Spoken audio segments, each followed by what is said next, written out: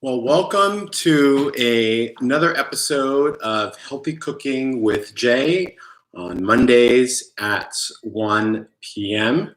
For those of you who are tuning in for the first time, once again, my name is Jay Vilar, and I am the Operations, Communications, and Events Manager at Newton Community Farm. And I'm also a nutritional therapist practitioner. So I also have a background in nutritional therapy, which helps me teach folks how to use food to heal and optimize their bodies. So one of my passions and joy is always to give great information out there about how people could use food in an appropriate way to nourish their body and heal them. It just makes them a healthier and healthy human being. So today, in our class today, I am going to be talking to you all about our gut microbiome, teaching you what is our gut microbiome, how to keep it healthy, what are some of the foods that you could keep track of, both as a prebiotic and also as a probiotic. And I'll be going through each, what those definitions are, and what are some of the things that you can do in your home to start incorporating more prebiotics as well as probiotic foods that will keep you and your family healthy.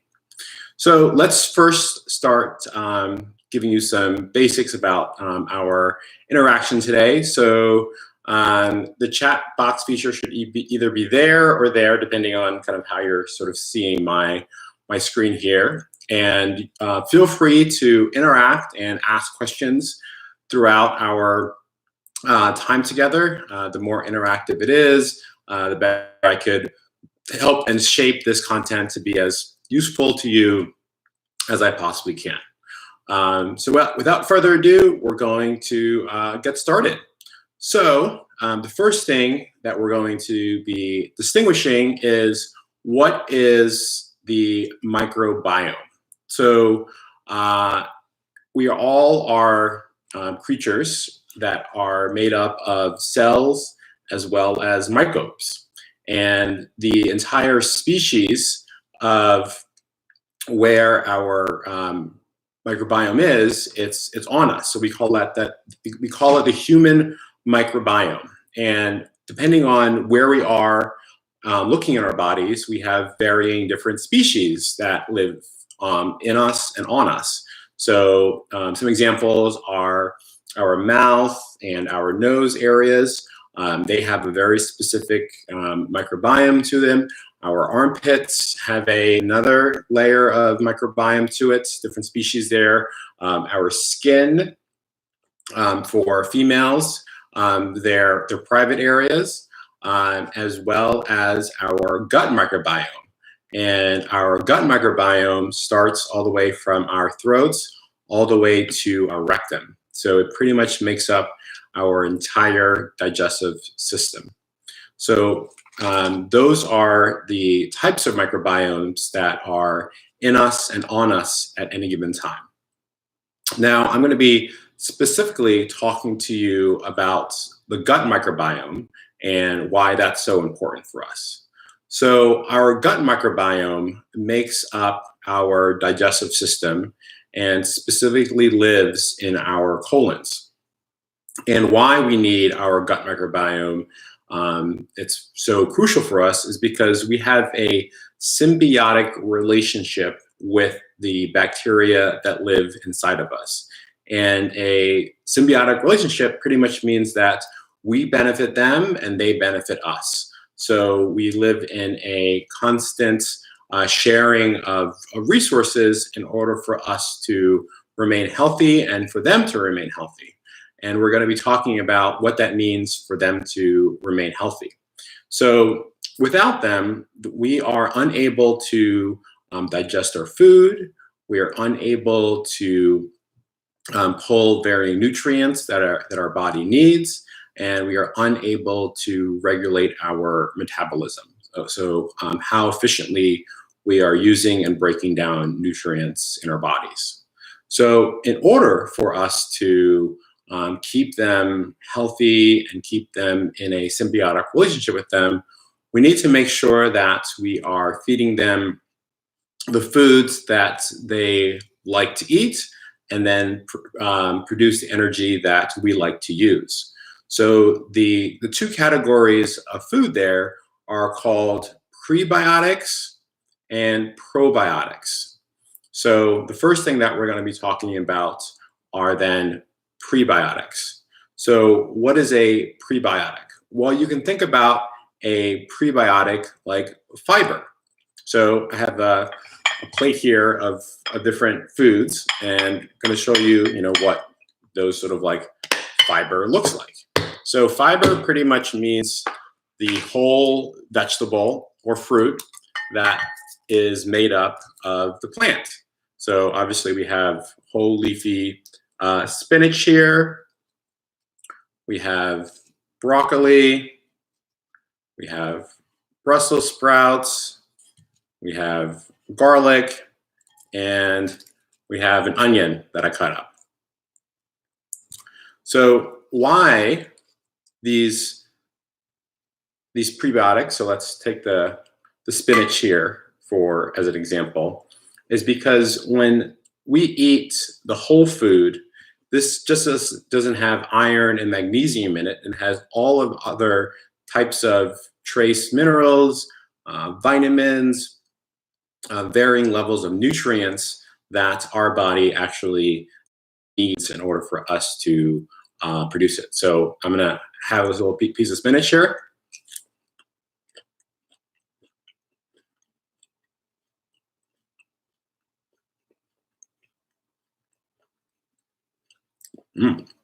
Good spinach.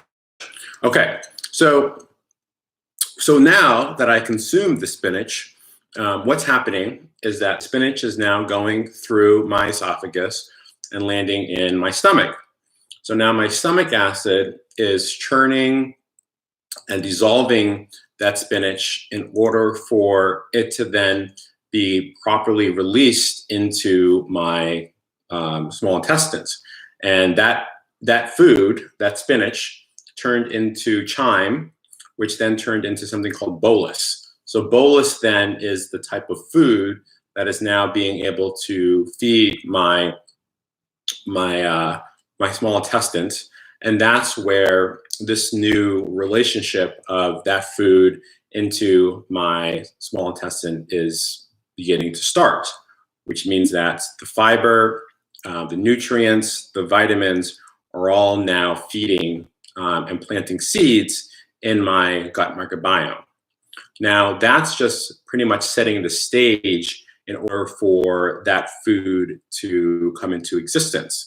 So what that means is, like, imagine you are wanting to plant a garden. So Hope, our educator, was talking last week about what it takes to plant a garden and starting into your home. So you can also think about your gut microbiome like that garden. So in order for your seeds to grow, you need to put it into soil, and not only just any type of soil, you need to put it into healthy soil.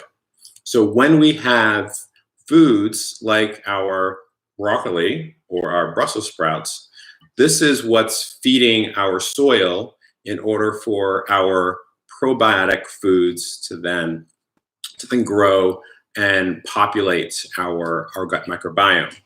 Now, in order for us to have a diverse microbiome, we need to make sure that we are eating a diverse amount of healthy fibrous vegetables. So what that means is that the more people that are able to get a diversification of vegetables in their diet, the healthier that human is going to be able to become, because the more diverse that our diet is, the more diverse our gut microbiome is, the more species that are able to populate is, and then the more healthier that we become. So this is why eating a diverse amount of foods like broccoli, Brussels sprouts, onions, garlic, spinach, and that's just 5 examples on my plate, the better that we're going to be. So simply having like a nice leafy green salad with a bunch of like carrots, onions, tomatoes, garlic,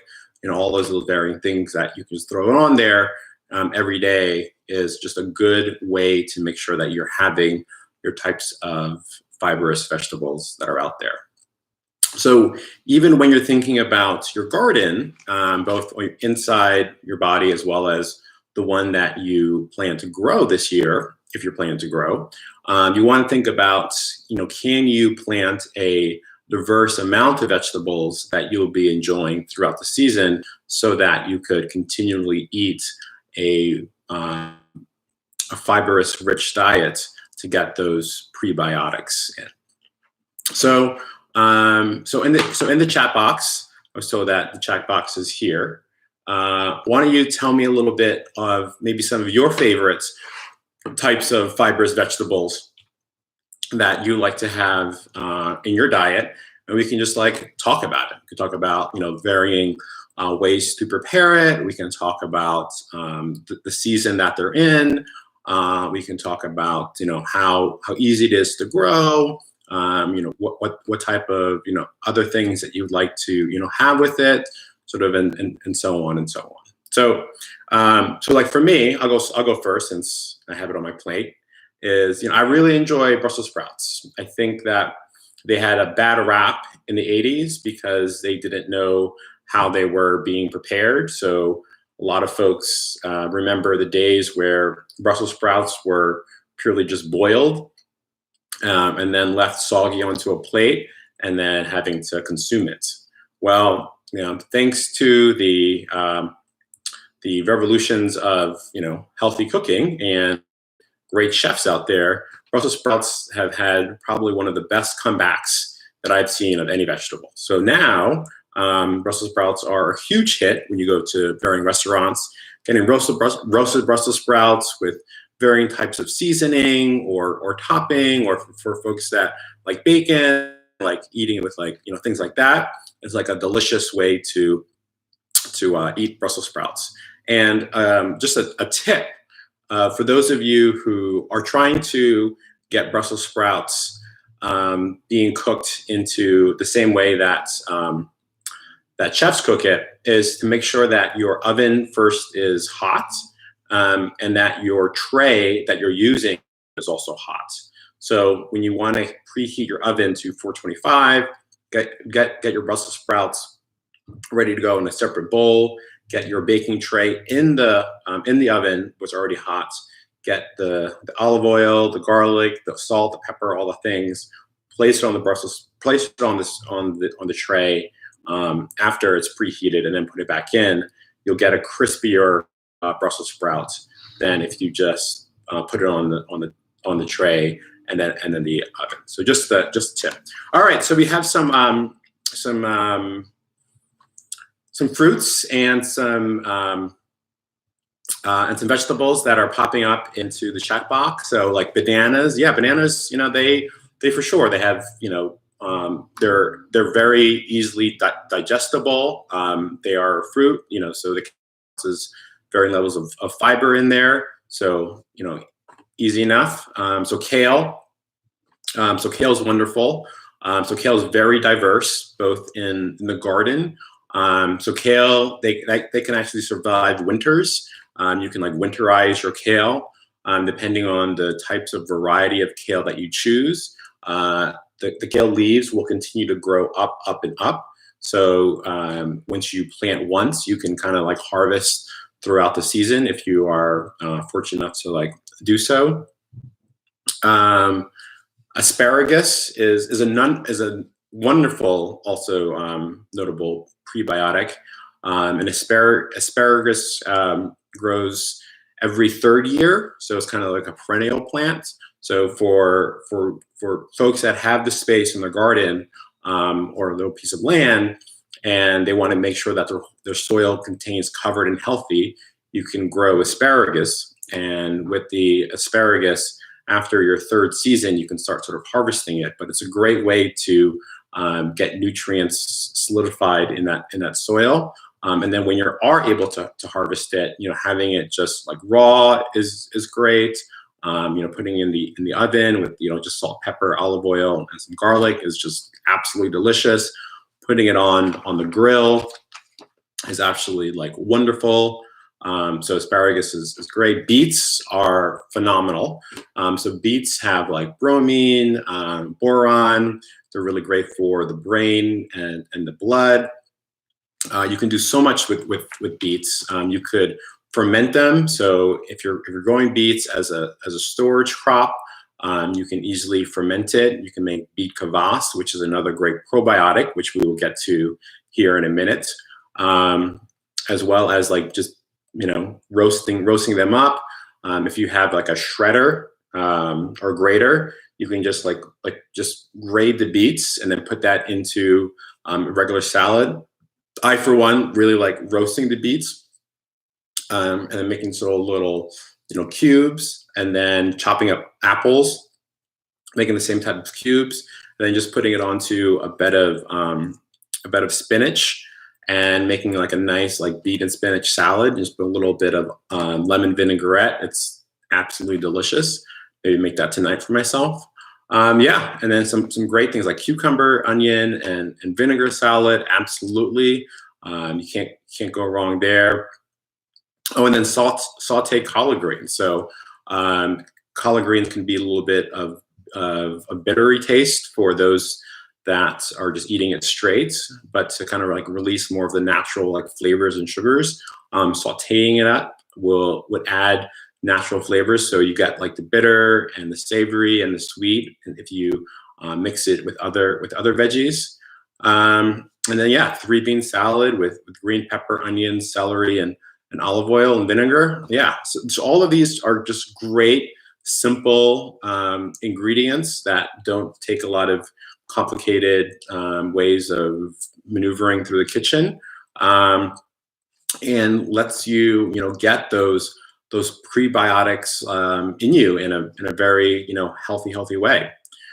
So great. So now that we have examples of what prebiotics are, so remember, prebiotics are the fibrous foods that set the stage, sort of plant our soil in order for our bodies to actually then populate and grow more of the good bacteria in our bodies.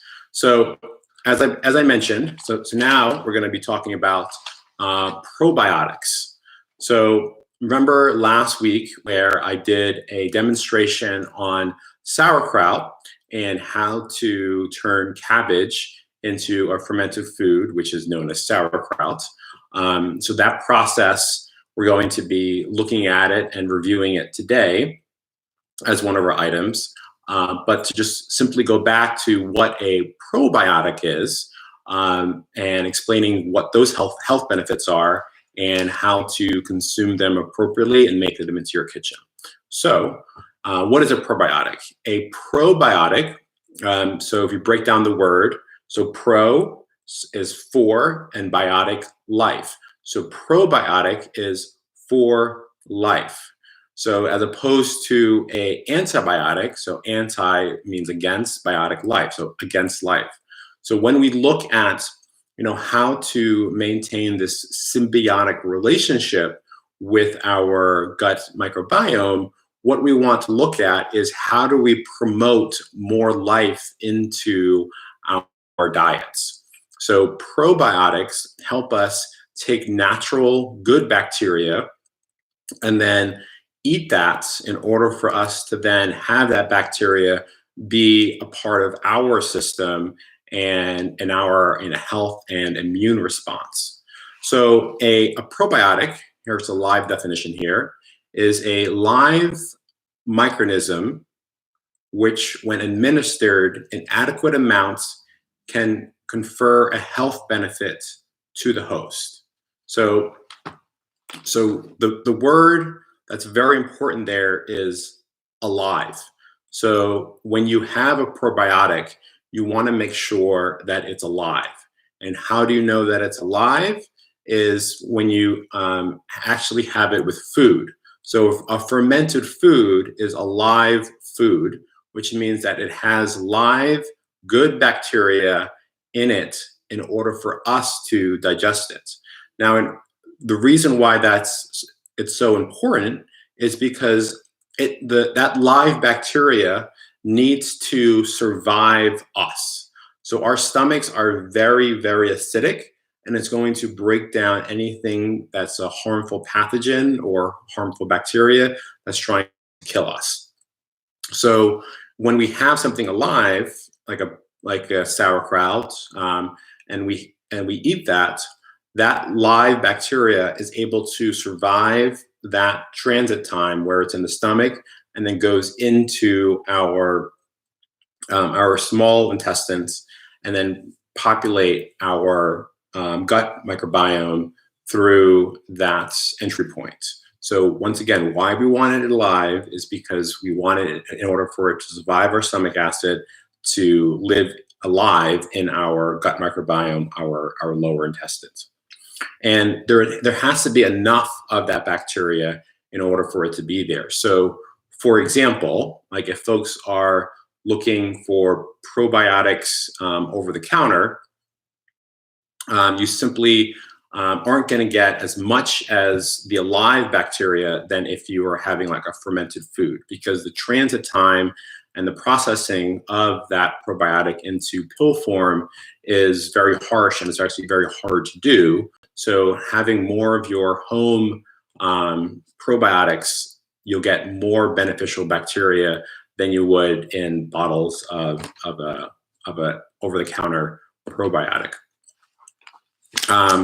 What are the best foods for getting probiotics? Oh, great question. So we are now going to show you what 3 examples of a probiotic that you can do at home are, and how easy it is to actually get it done. Now, for folks that are looking just examples of what a probiotic food is. So once again, a probiotic food is a live food. So you can look at varying types of food. So for dairy foods, you have like yogurt and Kieffer. So yogurt, we all know what yogurt is.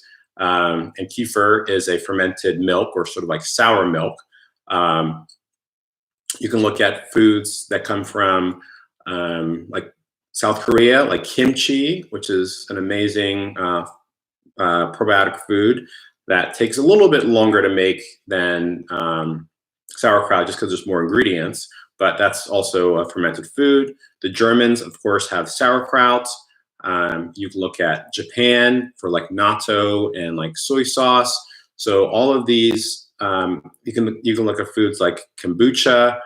So all of these foods have gone through a natural fermentation process that have went from what it was to what it is. So what it was cabbage. What it is now is sauerkraut. What it was milk. What it is now is Kieffer. What it was yeast. What it is now is sourdough. So just thinking about kind of what it is to what it was helps you kind of make that transition into understanding what a probiotic food is. So even things like, if you are harvesting your carrots, I think we talked about carrots in our gardening class. You can take your carrots and actually peel them, and then similar to the formula of a sauerkraut, where you just put 2% salt in there, and then mash it up, make sure you get the water out, and then put that into a jar, let it seal for a week plus. Then that carrot is now considered a probiotic. So again, like nature gives us lots of tools in order for us to get our healthy food in. And one of the tools that allows us to do is simply just the bacteria that's all around us, and lets us get that into our bodies in a natural, healthy way. So, so without further ado, I'm going to show you what are 3 probiotics that I'm currently making in my house, And if you are inspired, what you can start doing to start making probiotics and fermented foods in your home. All right, so we're going to take a little walk behind me to my little kitchen area, and I'm going to show you kind of my little fermentation station. Okay, all right, so we'll start with a familiar friend that we started with last week. So this is the sauerkraut that I made in last week's class. So as you can remember, I had 2 heads of cabbage, and I cut it 1 in half just to show you the process. I weighed it. I put 2% salt in it. I used my hands to break up the fibers and get the water out. And then I simply put it into a vessel. So this was my vessel. And then I pushed it down so that the water will oversee it. And then after the class, I simply made the rest of the cabbages, and then it filled this jar up all the way, as well as another jar. So as you can see, 2 cabbages did a lot. So this is going to last myself and my partner for like quite some time. So now, okay, so you can't smell it, but I can smell it. So it still smells like cabbage, but it's starting to have this little vinegary smell to it. And all I'm doing is just checking on it. And I can for sure taste it. Let me grab a fork here. I can for sure taste it just to see how we're doing.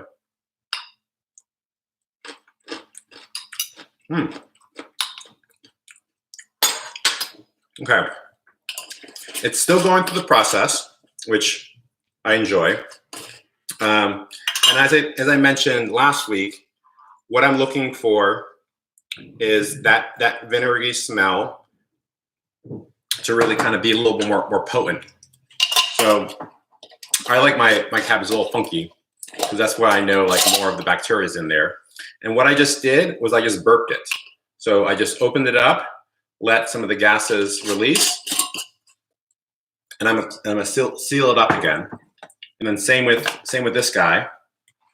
So I have all of the cabbage water down there, and I'm simply going to just give it a little taste.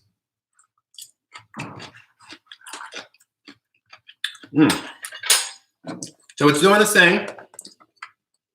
So what I'll probably do is keep this going for another week. So as you can see, I dated it, the date that I started it, the date that I wanted to test it out, which was today. And then I'll just make another sticker for the date in which I want to actually put in the fridge and really start consuming it. So that's one probiotic that you can easily start doing in your home without any real, muss or fuss, because you don't need a starter. The other 2 probiotics that I'm going to be showing to you, you're going to need a starter or something that will get you going. Now, where do you get your starters? It really depends on your community, your friends, the resources that you have, and who you can ask. When you find a person that has been fermenting foods, they'll happily share whatever starter that they have, because they'll always have more than enough. So if you are inspired by any of these, 2 fermented foods, then just start asking around, and I'm sure before you know it, you'll be able to, get the starter that you're looking for. So the first food that I'm going to be talking to you about is my Kieffer. So Kieffer, you can see it there. This is fermented milk, and it's probably one of the easiest types of fermented foods that you could have around, because there's really not much to it. to make sure that it sort of like keeps on going. So this Kieffer is pretty much ready, and I'm going to show you what to do in order for you to get your Kieffer continuing on to ferment. So the first thing that you can do is you can drink this straight. It's going to be a little sour, so you can add a little like honey to it if you want. You can use this for yogurts. I'm sorry, for smoothies. You can just put some berries in here. You can just add it to toppings for like cereals. So it's just a way to use whatever Kieffers that you said you want. I use it primarily for my smoothies. So I put it into a blender. I add some bananas and berries, a little bit of peanut butter in there, and then it's my morning smoothie. So let me show you what I have here. 1 second. Okay. So I'm gonna grab some milk out of the refrigerator.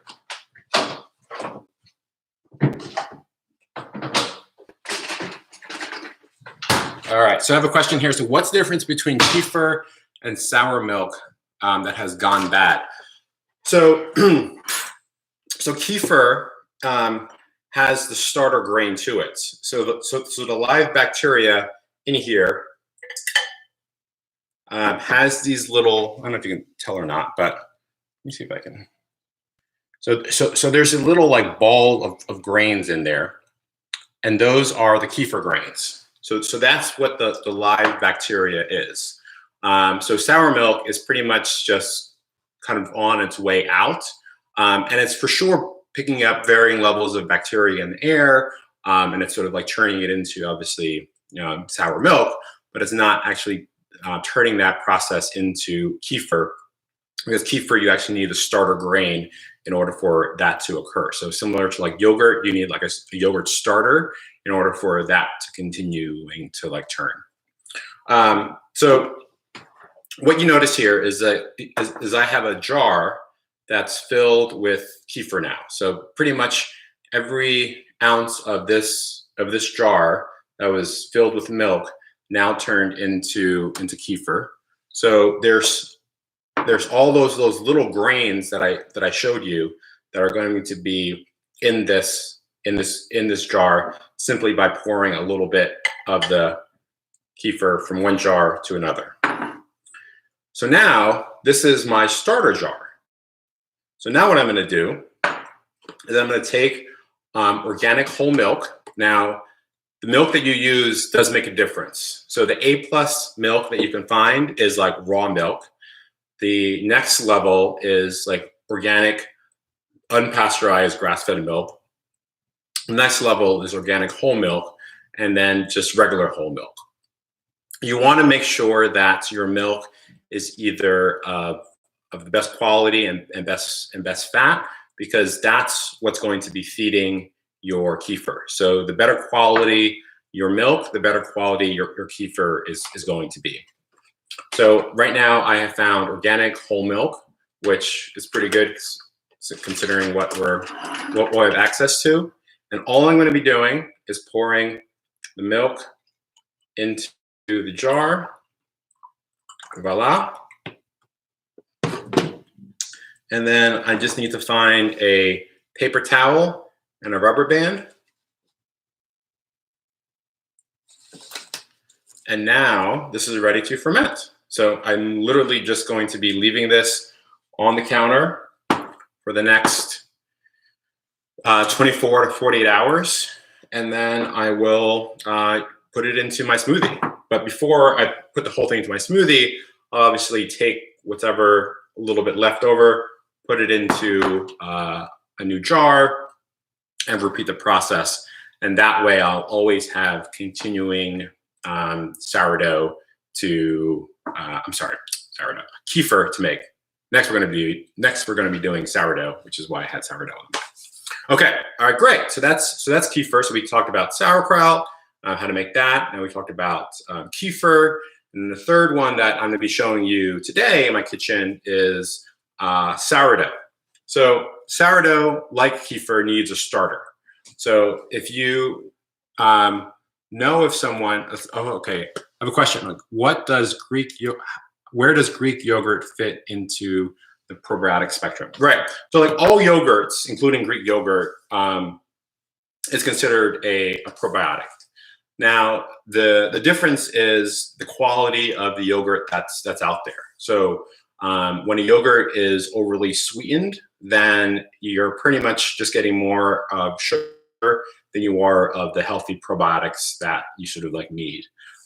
If you can make your own yogurt, and if you make your own Greek yogurt at home, you'll always have more of the beneficial bacteria than you are buying it, out there. So Greek yogurt, regular yogurt, Kieffer, they're all in that sort of dairy family of being a fermented food.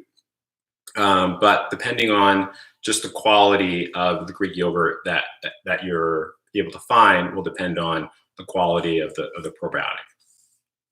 Okay, so back to sourdough. So similar to Kieffer, if you know someone that makes a sourdough, they will probably be more than happy to give you some of their starter, because the starter is a lot. It's like a pet that just wants to be fed and fed and fed, and you'll always have more than enough that what you need in order for you to begin.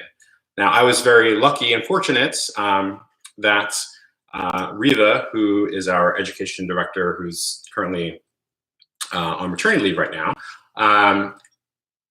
share some of her sourdough starter with me. So I was able to start making it in my home. So this is kind of what it looks like. It's just kind of like, Play-Doh, for those of you who have sort of Play-Doh. And in order for you to feed it, you simply need two ingredients. You need flour and water. And it's quite simple. I actually made a loaf of sourdough, so I actually don't need the sourdough right now. So what I'm gonna do, what you would do to feed it is, once again, this is why I recommend a kitchen weight scale, because the more accurate you are with your measurements, the better off you'll be understanding baking. So with the sourdough, all I'm going to do is I'm going to weigh it. So it's like 545 grams, but all you'll need is like 20 grams of sourdough, and then you'll put 20 grams of flour, and then 20 grams of water, and then you'll mix it up, all of that together, and then let that sit and grow for another turn. So then you'll take that 20 grams, let's say it turned into 45 grams, and then you'll take 45 grams of flour and 45 grams of water, and then you'll let it go again. After the third time of doing that, then you'll be ready to actually start doing the process of making your sourdough bread. So sourdough bread is also another great probiotic that a lot of people don't know about. So sourdough bread has literally 3 ingredients in it. It's water, flour, and salt. So that's pretty much what turns into sourdough. And I can show you what mine looks like. So I made this weekend, and I was very excited about it.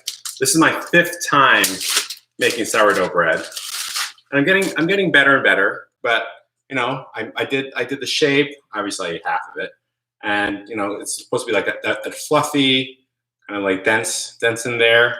So it's not too bad. Now, sourdough making is a whole other skill and course in of itself that I for sure am not the expert in yet. But it's a fun practice to learn, and it's just another way to get some more of your probiotics in your life and in your diet, and you can always do it in your home. So once again, if you are looking for a probiotic to begin, something like sauerkraut is very easy to do because you don't need a starter for that. But if you do need a starter, asking around and seeing like who has homemade Kieffer, or who's making homemade sourdough bread, or who's even home brewing like kombucha. I don't have kombucha because I don't have a SCOBY, but asking around to see like who has a SCOBY. People are always happy to share. I'm happy to share. So when all this is over, if anyone wants, Kieffer or sourdough starter, or even some of my sauerkraut, I will come to the farm and offer it up. So always happy to do so. So that is our lesson for today. So we learned about our gut microbiome. We learned about why it's so important to us. We learned about prebiotics and why the fibrous foods of diverse types of vegetables and plants are so beneficial to us, because they feed and plant the healthy soil for our gut microbiome. And then we talked about probiotics, which is actually how we proliferate the good bacteria in our guts, and what are the foods that we could do at home. So I shared with you the sauerkraut, the Kieffer, and the sourdough that you can start it. So you can take this and just like go through so many new avenues of learning. All right, great question is, how did the first starter get started? How does it originate, if not for sharing? So awesome question. So let's take like sourdough for an example. Like you can literally take the bacteria from the air and start making your own sourdough. I have not experimented with that and seeing how that works, because I just know that this is already alive in sourdough form in order for it to serve my purposes with making another loaf. So pretty much like bacteria lives on and around us all the time, right? So we sort of had that conversation. People knowing how to properly ferment foods at the right temperatures will create the right environment for that food to then ferment. So we talked about our sauerkraut, which didn't need a starter. It's literally just using like the air and the bacteria that's in it, and then simply like letting it burp. It's going through its own sort of like process. So what would happen is that if I wanted to make a new batch of sauerkraut, I would save the juice and a little bit of the sauerkraut and use that as my next starter. So during the next batch of sauerkraut that I make, it actually ferment faster because it already went through that process of fermentation on its own. So that's kind of how it all sort of started. So it's all in and around us. How you do it is magic through the power of nature. Okay, so if there's no other questions, I'll kind of like wrap up. So we're so excited that more and more people are subscribing to our YouTube channel. We'll always love more folks to hear about us. So if you know folks that want to kind of get in touch with us and watch these videos, Mondays with myself, Healthy Cooking with Jay, Wednesdays, Gardening with Hope, and then Fridays is Story Time with Sue, all at 1 p.m. Please share. We are having our seedling sale coming up in May, so please stay tuned for the details about how to order your seedlings online, and we just want to continue to be there for you in all the ways that we can through this time. So thank you for being a part of our community. Thank you for watching, and I look forward to being with you again on Monday. But stay tuned for Wednesday when we have another gardening lesson with Hope at 1 p.m. and then on Fridays, story time with Sue. Okay, everyone. Bye-bye.